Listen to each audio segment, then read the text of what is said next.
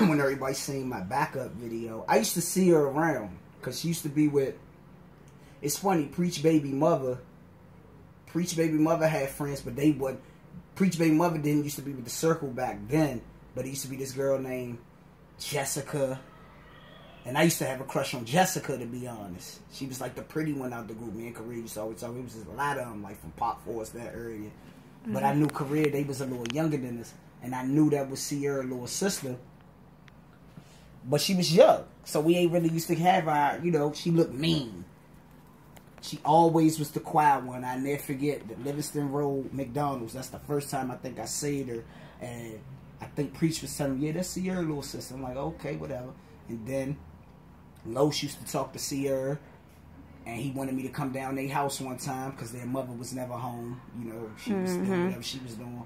And I don't think Korea knew that she was another guy was coming, and she had a scarf on. She was just dressed. She was dry. In the house. You know what I'm saying? But her defense mechanism was being blunt. So she was like, do y'all niggas got any weed? And I was like, you 16, we 19, we ain't really smoking at the time. And we was like, nah, we don't smoke. And she was like, what is these niggas good for? But she was just playing. I took it to heart because everybody that know me, I'm sensitive. So I'm telling Los, man, I don't like this bitch, this, that. You know, so then time went on. We used to have our own apartment around Southview.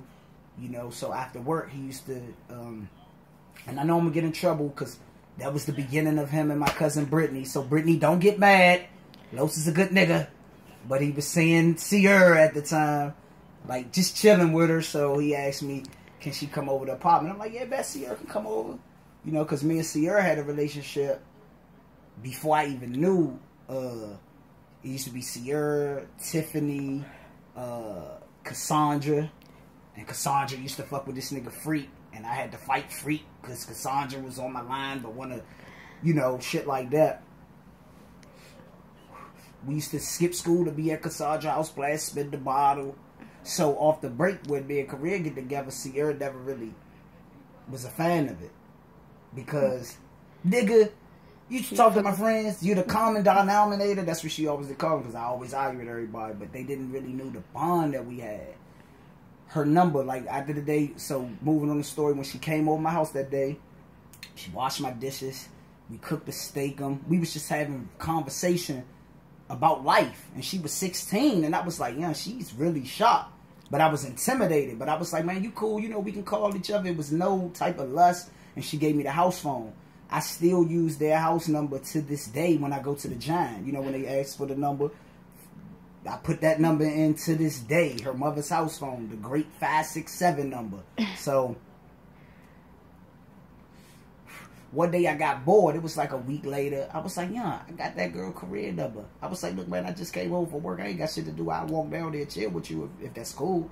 And she was like, Pat, yeah, you come through. So I never forget. This was my first day, me and her chill by ourselves. I never forget it. When you go to their house, when you open the door and look to the right, their kitchen is right there. And she was washing her hair in the sink. And she had whatever shirt on, and she had some black velour pants. Never forget.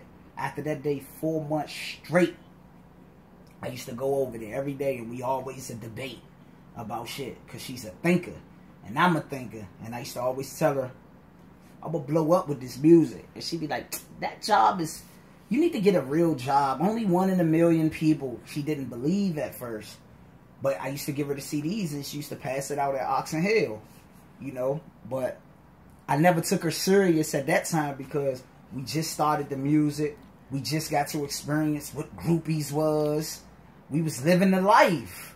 Teddy had just been dead, and we put more passion in the music, so we was already being proclaimed great on the street level. People used to, man, I love y'all music. It touched me. It this. So she used to think I was the sweetest guy. And I remember she had a diary, and she wrote, I really can't be with Stefan because I really like him, but he seemed too sweet. I feel like I could walk over him. And this and that. And I felt defended because I'm like, man, we hitting all these motherfucking women. Like, I knew the corruption in myself for real, at that time. But she thought I was sweet, so we'd get into it about that. And we was just really friends. And the first time we ever made love with each other for real was because of Korea. Because she said, I know what's going to stop all this arguing. I'm like, what? And you pretty know how that happened. But she was young. So me and her, that didn't make it. I used to be too sensitive. I felt like I wanted her to support me with the dream a little bit more. And she was still young. She was in school. I was 3 years older than her. And, you know, she went out. You know, I did my thing. She did her thing. Come to find out she was pregnant, you know. And people thought, some people had thought it was I the father. And I called her. I remember Sierra got on the phone. Was like, why you calling? Don't be calling to try to press out myself. I was like, look, Sierra, I love your sister. I'm just calling to be like, congratulations, to make sure it's true. Because I really wasn't tripping. Like, I didn't really knew her value as far as how we ended up being. She was just a real close friend that we tried to do the boyfriend-girlfriend thing. Mm-hmm. And after that, time went on. Me and Preach, well, all my niggas got into a situation over a gun. We was warring at that time. We had little problems in the streets. And my man Preacher had another case, and I'm pretty sure people know that story. You know, I raised my hand and said a particular weapon that they found in the car was mine. You know, and I could say this proudly now because me and Preach, that's my brother. I raised my hand because at that time I felt like he was more in jeopardy because he had another case at that time, which he ended up beating. And, you know, it is what it is. And then I ended up being found guilty for whatever, you know, because then after he did that, we ended up fighting it or whatever. But I ended up going away. And the funny thing about life, and then I'm going to make this story short, I had a cellie in the education unit named Delano. And this is when I was out of touch with career. So I'm like, it was like May of 2008. I'm in jail. And man, this thing, you know, in jail, you talk about things because you didn't appreciate life. And we was talking about the females that we've met in our life that made an impact. And I remember specifically saying, man, this one female, and I was crying about it. I was emotional for whatever reason. I said, it's one female that I feel incomplete with. And I was like, her name was Career. She the only female I felt comfortable to talk to. I could sleep in the bed with her and not touch her. You know, sometimes when I'd be bored, I always come over there, and I was telling them that. And he was like, man, God might send her back your way. I was like, yeah, man, I could feel that it's incomplete. By August of that bit, or when I was like 6 months into that bit, my mother used to call my phone on three-way for me to hear my messages. And she left her messages. Yeah, I heard about the situation. This is my number. Reach out. I reached out. She's so intelligent off the break. She was sending me letters letting me know exactly what's going on in her life. She was letting me know about her baby father, how she was dealing with him at a young age because she was seeking security because she came from a broken home, how she made the wrong mistake, but she loves her child. She just let me know everything to the point where I took offense. I feel like, oh, now you want me. I wasn't really getting the maturity of this woman. She was great. She was a person who expressed herself. Mm-hmm. She wanted you to know what she was feeling. It was real. And I never forget, she came to visit me, and my dumb ass gonna say, you not my ideal woman on paper. And I heard her feelings. But at the time, I thought I was being real because I knew what I still desired. I knew I had less than me and shit.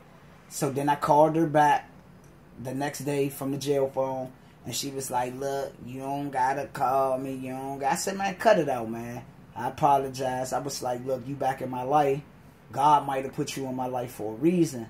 So when I first came home, I felt obligated to be with this woman because I felt like God was watching me. He knew I was living a fast life at a young age. Some of the best of everything at a young age. Older women, this, that. But it didn't get nowhere. So I felt like maybe when I come home, this is the new start. And I came home to $0. No car, nowhere to live. You know who moved me in? Living in we was living in a 3-bedroom upstairs, downstairs house that her mother had. And her mother really didn't want me there at first. Career still snuck me in that motherfucker to the point her mother accepted it. And it was me, her, and Nyla in the room until I got my shit together. And she used to always be insecure. Once you get your own place, you're not going to want me no more. And I used to just tell her, you know, shorty, you're going to always be tied down to me. And even in, you know, See, it's hard for me to really talk about her too much. I can't go. You know, I'm gonna end that. That's